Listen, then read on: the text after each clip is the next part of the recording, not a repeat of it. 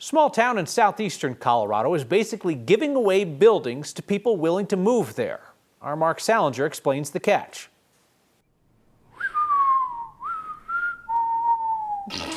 Some buildings look good for their age. This isn't one of them. It's been here about 100 years, man. It's been here forever. The ceiling is crumbling, the walls just got rebuilt to keep them from falling. And yet, we are going to bring this building back to life. Entrepreneurs see opportunities. This is my lovely wife, Cheyenne Jackson. And this is my husband, Tyrone Jackson. The Jacksons bought this old pharmacy after moving from the Denver area to Ordway, a town of about 1,250 miles east of Pueblo, a town that is also searching for a new life.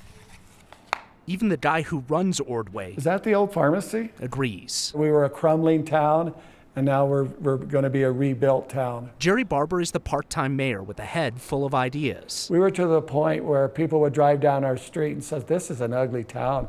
Who would want to live here?" On a main street full of empty storefronts, Jerry thinks basically giving away real estate can bring people and money back. And we came up to the idea that we'll give it to you cheap, real cheap. We ended up getting it for a price where it made sense. We gave it to them for $3,500 and say, okay, use that money to fix it. It is going to be a laundromat. There is no laundromat in Crawley County. If they don't have it done in 3 years, it comes back to us. I'm more excited about fixing it up and giving something back to the community, a place for them to go wash their laundry, a place for kids to go play their games, a place to go get a dirty soda if you want. A gathering spot, exactly. essentially. That's for me is more exciting than getting the building at the price. 5 buildings in Ordway, including the old pharmacy, have already sold for a couple $1,000, and the mayor is hoping to do the same with another 3 in the next few months. So one time we were a big, beautiful town full of business, and now we're just a little town trying to revive ourselves. It's kind of an old way of living down here. The Jacksons are finding new opportunities I've dug my toes in and I ain't going nowhere. in a town that hopes the right price brings new life. New beginning. New beginning. Always on one. New beginning. The city is also working with historical grants to get more money to restore the businesses. They're even willing to go to court and take over dilapidated buildings that aren't being used anymore.